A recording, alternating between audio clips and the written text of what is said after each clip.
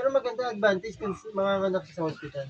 Kasi may Mm. zero bill sa hospital, wala ka basta public zero bill siya, wala siyang babayaran kahit piso. Sa lying in kasi kahit 10K, may babayaran ka pa. Ako 10K lang binayaran ko sa lying in. Yun.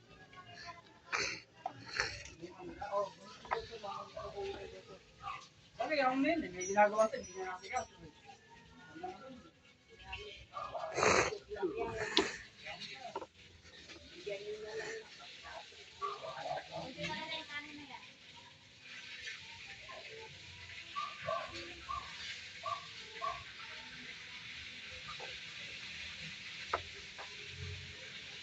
Hindi pwedeng manganak ng hindi pa oras.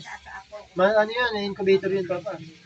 Ganun si April kaya pinilit namin manganak. Nagbayad ako 40,000 sa hospital yun. 40,000 pala. Huwag siya magpa-private. Kasi ganun, dito.